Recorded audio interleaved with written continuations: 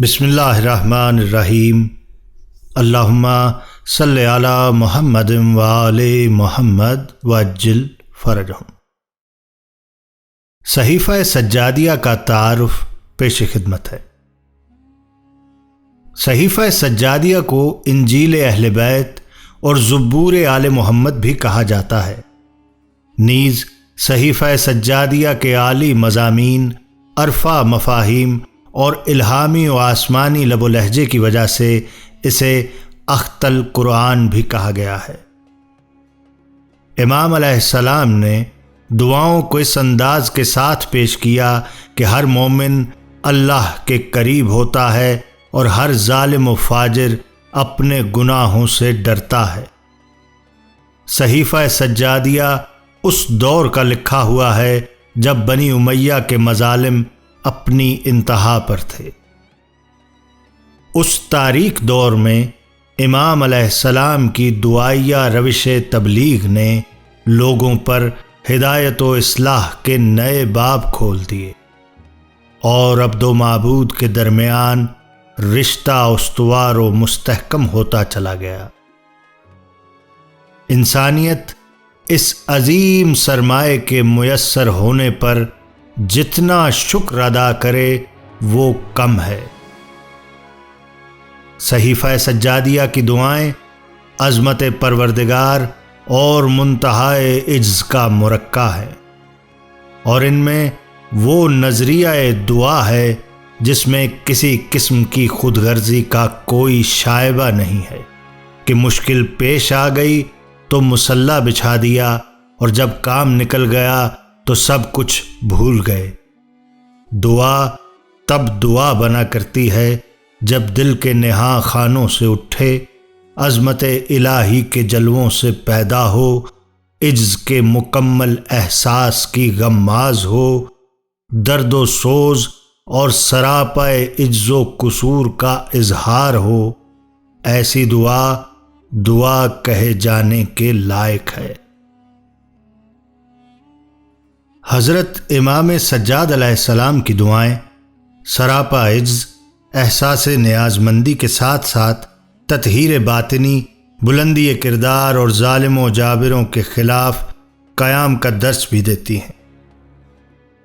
بالفاظ دیگر جو پیغام جناب سیدہ سلام اللہ علیہا کے خطبہ مسجد، خطبہ بستر اور نہج البلاغہ کے خطبات و مکتوب میں موجود ہے، وہی پیغام حضرت امام سجاد علیہ السلام نے دعاؤں کی صورت میں پیش کیا۔ کیوں نہ ہو کہ معصوم کا ہر کام رشد و ہدایت کی بنیادوں پر ہوا کرتا ہے، چاہے وہ خطبہ دے کر ہدایت کرے یا پھر دعا سنا کر۔ حالات خطبہ سنانے کے ہوں تو خطبہ پڑھ کر پیغام کو آگے بڑھایا جاتا ہے، اور اگر حالات اس کی اجازت نہ دیں تو دعا پڑھ کر بھی تبلیغ کی جا سکتی ہے۔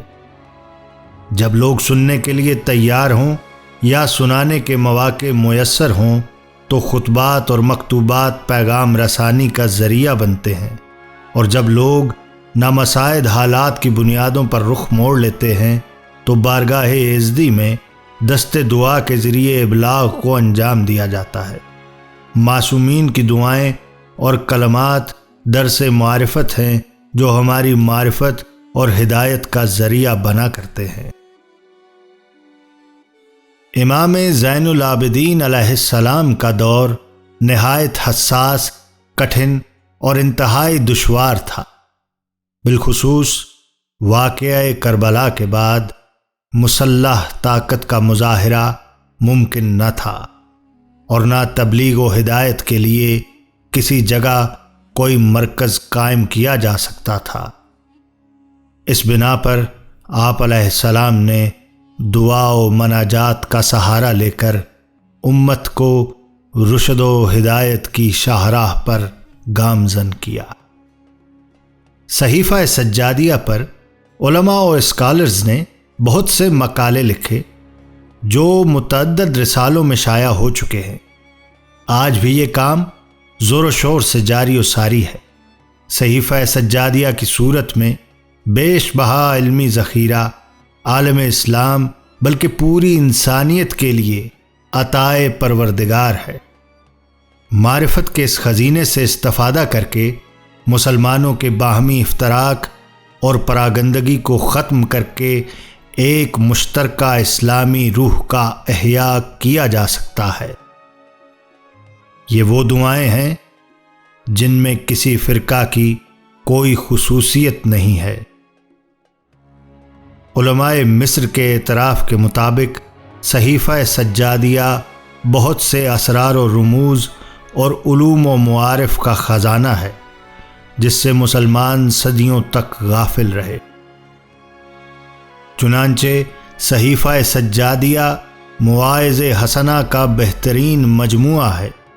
ان دعاؤں سے علم کی محبت پیدا ہوتی ہے، عقل کو کمال نصیب ہوتا ہے، آپس میں شفقت و الفت بڑھتی ہے، انفرادی اور اجتماعی مشکلات برطرف ہوتی ہیں، اور خود سازی کے ساتھ معاشرہ سازی کا بھی درس ملتا ہے۔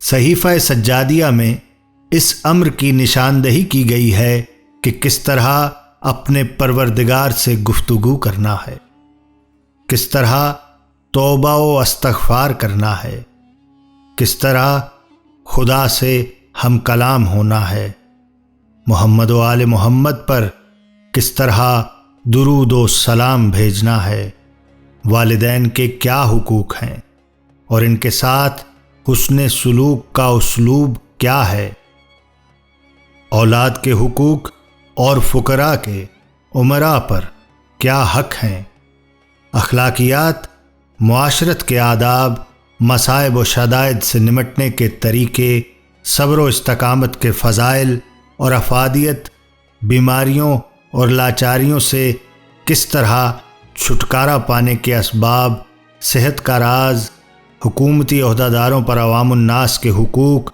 اسلامی آئین اور شریعت الہی کی تعلیم۔ غرض صحیفہ سجادیہ کی 54 دعائیں علوم معارف اور آئین زندگی کا بیش بہا خزینہ ہے۔ صحیفہ سجادیہ کی انہی خصوصیات، اوصاف اور آسمانی تعلیمات کی بدولت اسے زبور آل محمد کہا گیا ہے۔ اللہم صلی علی محمد و آل محمد وعجل فرجہ۔